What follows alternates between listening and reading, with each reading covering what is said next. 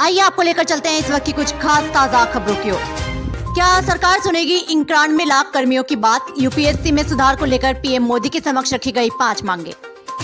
नई पेंशन योजना unified pension scheme UPS पर सरकारी कर्मचारी सवाल उठा रहे हैं। हालांकि अधिकांश कर्मचारी संगठनों ने यूपीएस का विरोध किया है, वो ओपीएस बहाली की मांग कर रहे हैं। इस बीच national mission for all pension scheme Bharat के राष्ट्रीय अध्यक्ष डॉक्टर मनजीत सिंह पटेल ने प्रधानमंत्री को एक पत्र लिखा है।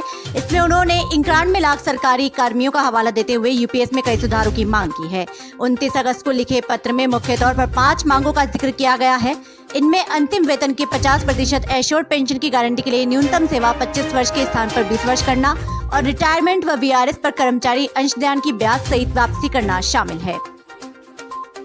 सीएम नीतीश ने तख्ता पलट के डर से बीजेपी समर्थित जेडीयू के कद्दावर नेता के 185 वफादारों को पार्टी से हटा दिया।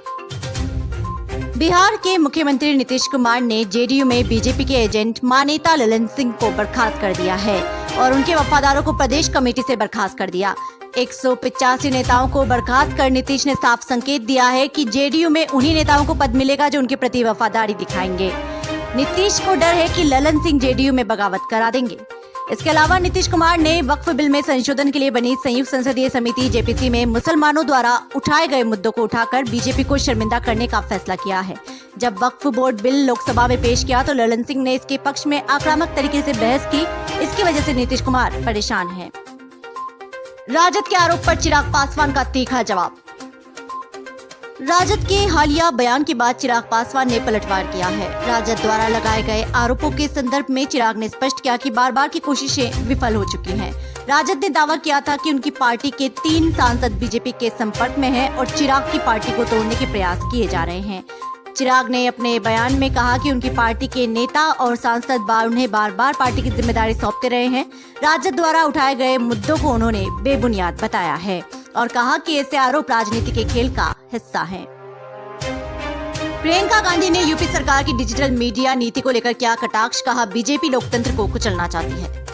कांग्रेस महासचिव प्रियंका गांधी वाड्रा ने उत्तर प्रदेश सरकार की नई डिजिटल नीति के मसौदे को लेकर उस पर तंज कसा और सवाल किया कि न्याय मांग रही महिलाओं की आवाज और 69,000 शिक्षक भर्ती आरक्षण घोटाले में उठने वाले सवाल किस श्रेणी में आएंगे। उत्तर प्रदेश की बीजेपी सरकार ने एक नई डिजिटल मीडिया नीति का मसौदा तैयार किया है। इसमें किसी भी आपत्तिजनक सामग्री को ऑनलाइन डालने पर कानूनी कार्रवाई का प्रावधान भी किया है।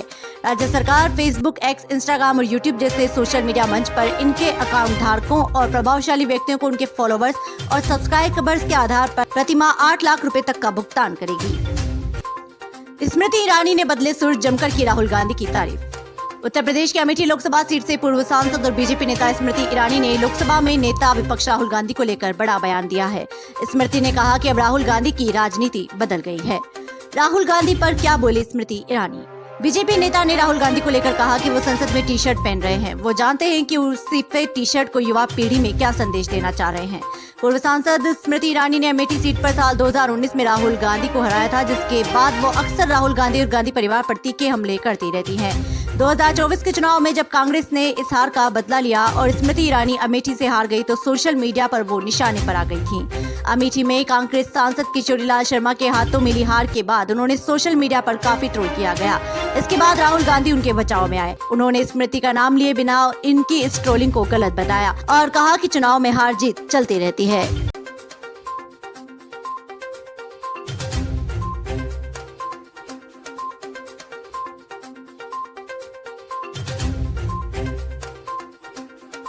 देश दुनिया की तमाम बड़ी खबरों से जुड़े रहने के लिए देखते रहिए पीटीवी हिंदुस्तान। यदि आपने अभी तक आपका अपना YouTube channel PTV Hindustan subscribe नहीं किया है तो अभी सब्सक्राइब कर लें, बेल आइकन जरूर दबा दें।